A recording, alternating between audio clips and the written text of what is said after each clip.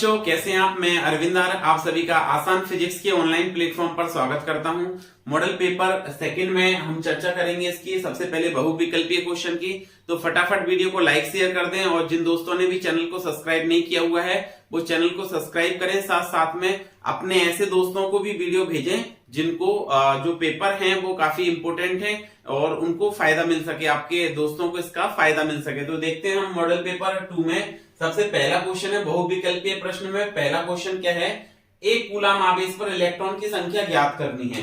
तो देखिए एक कूलम आवेश मतलब आपको आंसर देखें तो Q का मान आपको दिया गया है, एक कूलम है, ठीक है, एक कूलम है Q का मान, और इलेक्ट्रॉन की संख्या मतलब N का मान बताना है, ठीक है, N का मान बताना है। तो हमने क्वांटीकरण के सिद्धांत से Q is equal to N ही पढ़ा हुआ होता है। तो N की वैल्यू क्या आ जाएगी आपके पास, Q अपॉन E।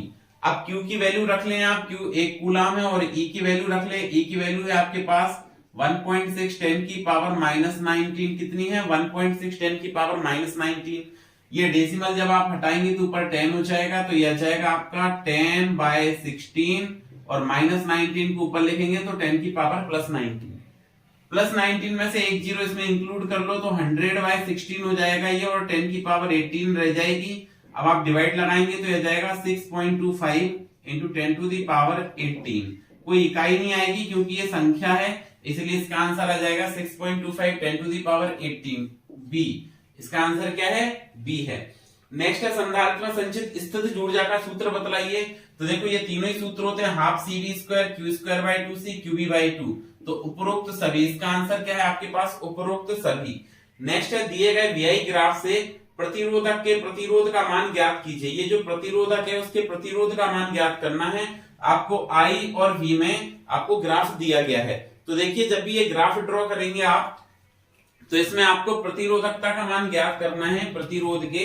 तो देखिए इसको सॉल्व कैसे करते हैं, इसका तरीका ये है, हमने पढ़ा हुआ होता है कि जो प्रतिरोध है, प्रतिरोध क्या होता है, R इक्वल टू V/I या delta V upon delta I, delta V upon delta I। अब आप कोई दो बिंदु ले लें, डेल्टा V इधर की तरफ है, तो देखिए कोई भी दो बिंदु, हमने मान लिया ये 2 और 8 से सॉल्व, 2 और 6 से सॉल्व किया, किससे सॉल्व किया, 2 और 6 के संगत सॉल्व किया। तो ये किसको व्यक्त कर रहा है आपका, डेल्टा I को, और ये किसको व्यक्त कर रहा है, सॉरी ये किसको व्यक्त कर रहा है, डेल्टा I को, और ये किसको व्यक्त कर रहा है, डेल्टा V को। डेल्टा V में अंतिम वैल्यू क्या है, V2, और प्रारंभिक वैल्यू इसके सामने ये क्या है, V1। और इसी प्रकार इसमें हम लिखेंगे तो यहाँ पे क्या है आपके पास, ये है I2, और ये वाली वैल्यू क्या है, I1। तो देखिए V2 कितना है, 6। कोई भी मान ले सकते हैं आप, कोई भी V2 - V1 upon I2 - I1, कोई भी दो वैल्यू ले सकते हैं आप, कोई भी दो वैल्यू। V2 कितना आ जाएगा, 6 माइनस V1 कितना आ जाएगा, 2 divided by I2 - I1। I2 कितना आ जाएगा, 0.3, कितना है, 0.3, माइनस I1 कितना है, 0.1। जब आप इसको सॉल्व करेंगे तो R बराबर आ जाएगा 4 अपॉन, सब्ट्रैक्ट करो 0.2, ये डेसिमल हटा दिया तो 40/2। फाइनल आंसर आ जाएगा आपका 20 ओम। ये आपका आंसर है, ठीक है। कोई भी दो पॉइंट, जरूरी नहीं है आप 2 और 6 लें, कोई भी दो पॉइंट में 4 6 ले लूं तब भी आंसर यही आएगा। देखिए 6 - 4 डिवाइडेड बाय 6 के रिस्पेक्टिव क्या है, करंट कितना है, धारा कितनी है, 0.3, और 4 के लिए कितनी है, 4 के रिस्पेक्टिव 0.2 है। घटाएं इसको तो यह जाएगा 2 अपॉन 0.1, डेसिमल हटाएंगे तो 20, ये आंसर आ जाएगा, ठीक है। तो इसका आंसर कितना आएगा आपका, 20 ओम, 20 ओम सी आंसर है। 20 ओम को सिंगल पॉइंट भी ले सकते हैं आप, 2/0.1 20 आ जाएगा, ठीक है, समझ पा रहे हैं। नेक्स्ट है देखिए फोर्थ, जब कोई आवेशित कण एक समान चुंबकीय क्षेत्र के लंबवत उसमें प्रवेश करता है तब उसका मार्ग होगा, चुंबकीय क्षेत्र के लंबवत प्रवेश करेगा तो हमेशा याद रखिए बेटा कैसा होगा, वृत्ताकार मार्ग बनाएगा। कैसा मार्ग बनाएगा, वृत्ताकार। लेकिन इसके अलावा भी आप ध्यान रखिए, जब कोई आवेशित कण चुंबकीय क्षेत्र के लंबवत प्रवेश करे, कैसे प्रवेश करे, लंबवत प्रवेश करे, तो मार्ग होगा वृत्ताकार। लेकिन अगर चुंबकीय क्षेत्र के अनुदिश या चुंबकीय क्षेत्र की दिशा में, जैसे ये चुंबकीय क्षेत्र की दिशा हो गई और इसी दिशा में आवेशित कण आ रहा है v वेग से, आपसे पूछे मार्ग कैसा होगा, तो ध्यान रखिए इस केस में मार्ग होगा सरल रेखीय। ध्यान रखें, सरल रेखीय, जब समांतर आएगा तो मार्ग कैसा होगा, सरल रेखीय। इस क्वेश्चन का आंसर आपका क्या होगा, वृत्ताकार, क्योंकि लंबवत प्रवेश कर रहा है तो वृत्ताकार। अगर चुंबकीय क्षेत्र के समांतर आए तो सरल रेखीय, और चुंबकीय क्षेत्र के किसी कोण पर आए, कोण से मतलब है 0 डिग्री, 90 डिग्री, 180 डिग्री को छोड़कर कोई अन्य कोण बने, किसी अन्य कोण पर आएगा तो मार्ग कैसा होगा? कुंडलिनी मार्ग होगा। कैसा मार्ग होगा? कुंडलिनी मार्ग होगा, किसी अन्य कोण पर आता है तो। ठीक है, फिर देखिए इसके बाद कुंडलिनी मार्ग बनाएगा ये। नेक्स्ट क्वेश्चन देखिए, क्वेश्चन नंबर 5। क्वेश्चन नंबर 5 देखिए क्या है, ये भी अच्छा क्वेश्चन है कि कुंडली के तल के लंबवत गुजरने वाले, क्वेश्चन क्या कहता है, कुंडली के तल के लंबवत गुजरने वाले चुंबकीय फ्लक्स का मान दिया गया है, और चुंबकीय फ्लक्स कितना है आपके पास? 5e बराबर 10t² प्लस 5t प्लस 1, और ये सब आपको दिया गया है मिली वेबर में। किसमें दिया गया है? मिली वेबर में। क्या पूछा है? तब t बराबर 5 पर कुंडली में प्रेरित विद्युत वाहक बल होगा। तो देखिए विद्युत वाहक बल होता है d∅/dt, माइनस भी लगा सकते हैं आप, फैराडे के नियम से हमने पढ़ा है minus d∅/dt, but option minus में नहीं है तो आवश्यकता है नहीं यहाँ पे। तो देखिए E is equal to dy/dt of 5e, 5e का मतलब कितना? 10t² प्लस 5t प्लस 1, लेकिन ये मिली वेबर में, तो ध्यान रखिए आंसर मिली वोल्ट में आना है आपका। ये किस में दिया गया है आपको? मिली वेबर में दिया गया है, तो आंसर जो आएगा वो आपका किस में आएगा? मिली वोल्ट में आएगा। ये भी पेपर आपको टेलीग्राम ग्रुप पे मिल जाएगा, आप वहां से ले सकते हैं पेपर। तो देखिए इसका अवकलन करना है हमने, तो dy/dt करना है आपको किसका? 10t² का, प्लस dy/dt करना है आपको किसका? 5t का, प्लस dy/dt करना है आपको किसका? 1 का। अब आप इसको सॉल्व कर लीजिए, तो देखिए आप इसको सॉल्व करेंगे तो 10 कांस्टेंट आ जाएगा, t² का अवकलन होता है आपका कितना? 2t, प्लस 5 कांस्टेंट है, t का कितना होता है? 1, और 1 का कितना हो जाएगा? 0। सॉल्व करेंगे तो ये बनेगा 20t प्लस 5, लेकिन आपको कहां चाहिए था? t बराबर 5 पर। जब आप t बराबर 5 पर इसको कैलकुलेट करेंगे, कहां पे कैलकुलेट करेंगे? t बराबर 5 पर। तो देखिए t बराबर 5 के लिए ये वैल्यू क्या बनेगी? हमने कैलकुलेट करना है ये t बराबर 5 पर। तो देखिए विद्युत वाहक बल आएगा कहां पर? t बराबर 5 पर, तो 20 इंटू 5 प्लस 5 कितना हो जाएगा? 100 प्लस 5, ये आ जाएगा 105, लेकिन मिली वोल्ट में आया आंसर। यहां पर देखिए सारे आंसर आपके वोल्ट में हैं, वोल्ट में बदलना है मिली वोल्ट को, तो आपने जानते हैं वोल्ट को मिली वोल्ट में मिली वोल्ट को वोल्ट में बदलने के लिए -3 से मल्टीप्लाई कर दिया, ये वोल्ट में बदल गया। अब आपको चाहिए 105/1000, सॉल्व करेंगे तो देखिए कितना आएगा? 0.105 वोल्ट, ये आंसर आएगा इसका। क्या आएगा? आंसर नंबर बी करेक्ट है। कौन सा करेक्ट है? बी। तो देखिए बच्चों डिस्कस करते हैं आगे के क्वेश्चंस। नेक्स्ट क्वेश्चन है, प्रकाश विद्युत उत्सर्जन में उत्सर्जित इलेक्ट्रॉनों का अधिकतम वेग निर्भर करता है आपतित प्रकाश की तीव्रता पर, आपतित प्रकाश की आवृत्ति पर, आपतित प्रकाश की दहली आवृत्ति पर। तो देखिए जो वेग है प्रकाश विद्युत धारा तो तीव्रता पर निर्भर करती है, लेकिन जो वेग है वो किस पर निर्भर करता है? आवृत्ति पर भी निर्भर करता है और दहली आवृत्ति पर भी निर्भर करता है, क्योंकि दहली आवृत्ति से कम आवृत्ति हो गई तो क्या होगा? उत्सर्जन नहीं होगा, और दहली आवृत्ति से और ज्यादा बढ़ाएंगे तो ज्यादा ऊर्जा से उत्सर्जित होंगे, ज्यादा गतिज ऊर्जा से उत्सर्जित होंगे या अधिक वेग से उत्सर्जित होंगे। तो इसका आंसर है उत्तर बी एंड सी दोनों। ठीक है, फिर निम्नलिखित नाविकों में से सर्वाधिक प्रति न्यूक्लियन बंधन ऊर्जा का नाविक है, तो हमको पता है 26 Fe56 जो है इसकी प्रति न्यूक्लियन बंधन ऊर्जा सबसे ज्यादा होती है, और अगर पूछा जाए कि कितनी होती है तो 8.75 मेगा इलेक्ट्रॉन वोल्ट। कितनी होती है? 8.75 मेगा इलेक्ट्रॉन वोल्ट। तो याद रखना प्रति न्यूक्लियन बंधन ऊर्जा वक्र में हमने पढ़ा था कि 26 Fe56 की सबसे अधिक होती है। नेक्स्ट है चित्र प्रदर्शित करता है, तो ये चित्र जेना डायोड को प्रदर्शित करता है। किसको प्रदर्शित कर रहा है? जेना डायोड को। लेकिन अगर आपसे पूछ रहे हैं कि फोटो डायोड क्या है, तो देखिए फोटो डायोड जब भी हम बनाते हैं तो फोटो डायोड का भी कुछ डायग्राम इसी प्रकार का बनता है। इस प्रकार का ये डायग्राम जो है अगर ऐसा बना आता है तो ये फोटो डायोड है, बस ये प्रकाश की किरणें ऐसे अंदर की तरफ बनी होंगी, ये आपका क्या है? फोटो डायोड है। लेकिन अगर प्रकाश उत्सर्जक डायोड पूछ ले तो ये भी बिल्कुल सिंपल है, आप याद रखिएगा प्रकाश उत्सर्जक मतलब प्रकाश उत्सर्जन होगा, बाहर निकलेगा प्रकाश, इस प्रकार का बना है। तो क्या है? ये प्रकाश उत्सर्जक डायोड है, ये फोटो डायोड है। ये नॉट गेट अगर आपको बनाना है तो इसी प्रकार का बनेगा, ये इस प्रकार से। ये आपका कौन सा गेट हो गया? Not gate. तो इनको पहचान लीजिए अच्छे से, जेना डायोड, ये क्या है, फोटो डायोड, प्रकाश उत्सर्जक डायोड, और ये नॉट गेट। आंसर इसका, लेकिन क्वेश्चन जो दिया था उसका आंसर क्या है, जेनर डायोड। नेक्स्ट, जर्मेनियम के लिए संयोजकता बैंड और चालन बैंड के मध्य वर्जित ऊर्जा अंतराल 0.3 इलेक्ट्रॉन वोल्ट होता है। सिलिकॉन की बात करते तो कितना होता है, 0.7 इलेक्ट्रॉन वोल्ट लगभग। जर्मेनियम के लिए कितना, 0.3 इलेक्ट्रॉन वोल्ट। ठीक है कि बच्चों, अब आगे बात करते हैं क्वेश्चन नंबर 2 की। रिक्त स्थानों की पूर्ति कीजिए। क्या है ये, पहला है किसी संधारित्र के प्रति एकांक आयतन में संचित ऊर्जा की मात्रा। संधारित्र के प्रति एकांक आयतन में संचित ऊर्जा की मात्रा, एकांक आयतन में ऊर्जा की मात्रा को क्या कहते हैं, ऊर्जा घनत्व कहलाती है। क्या कहलाती है, ऊर्जा घनत्व। तो संधारित्र के प्रति एकांक आयतन में संचित ऊर्जा की मात्रा को क्या कहते हैं, ऊर्जा घनत्व। इकाई पूछ ले तो जूल प्रति मीटर क्यूब होती है, ध्यान रखें, इकाई जूल प्रति मीटर क्यूब।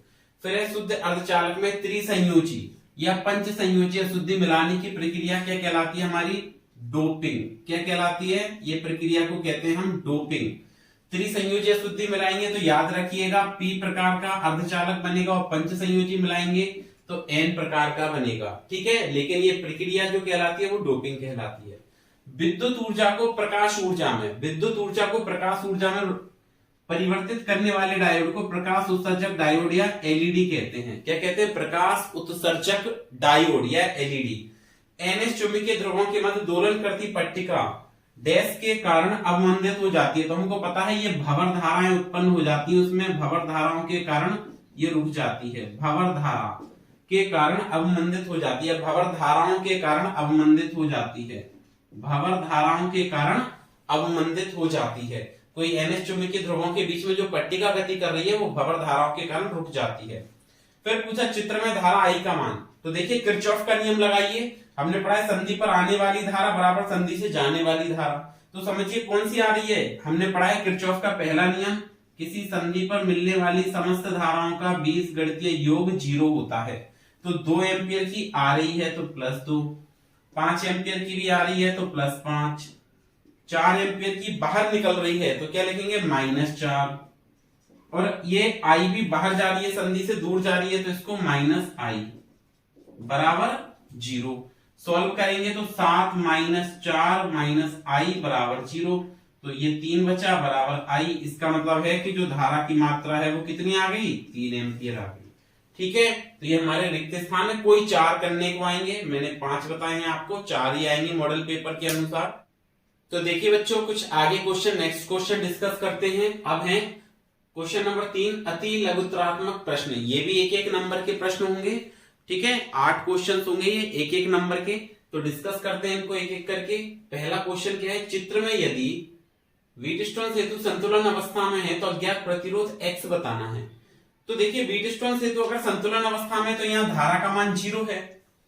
इसका मतलब है कि संतुलन अवस्था होती है हमारे पास P/Q बराबर R/S।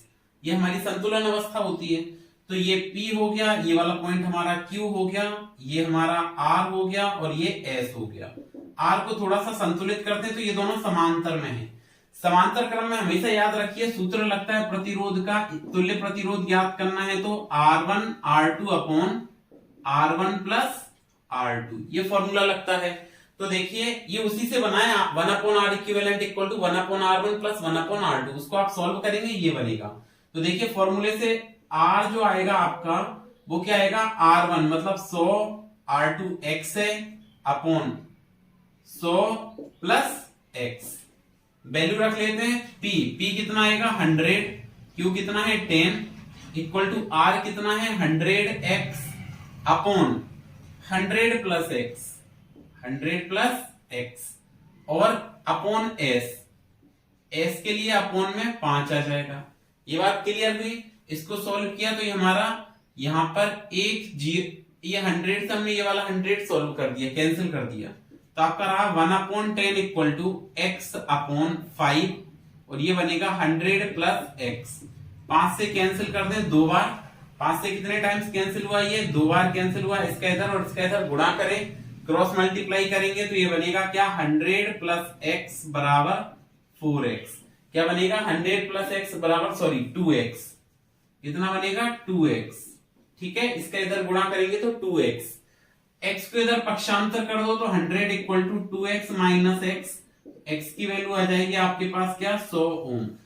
फटाफट चैनल को लाइक शेयर जरूर करते जाएं, वीडियो को लाइक शेयर करते जाएं अपने दोस्तों में। फिर देखिए नेक्स्ट क्वेश्चन है गैल्वेनोमीटर को, तो इसका आंसर 100 आ जाएगा। क्लियर हुआ?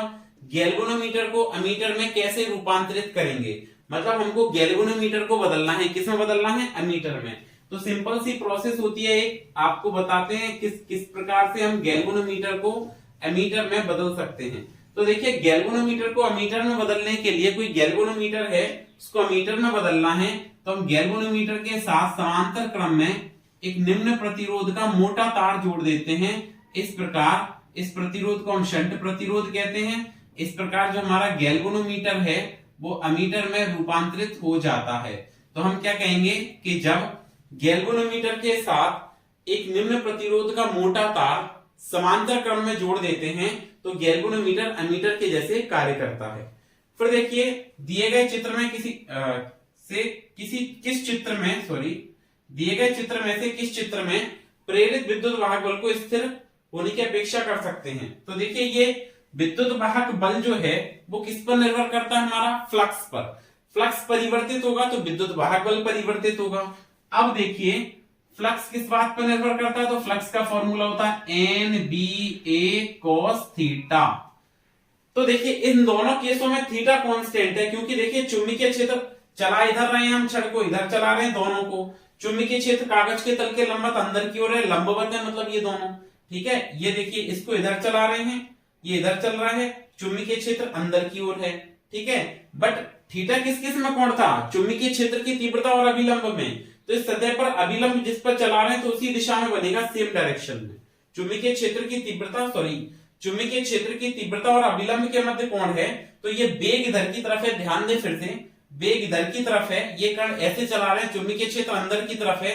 अभिलंब अगर इसकी सतह पर बनाएंगे तो या तो बाहर की तरफ बनेगा या अंदर की तरफ। सेम इसमें बाहर की तरफ या अंदर की तरफ। समझ लीजिए, मैं आपको समझा रहा हूं इस टाइप का, जिससे आप दूसरा क्वेश्चन में अटेम्प्ट कर सकें।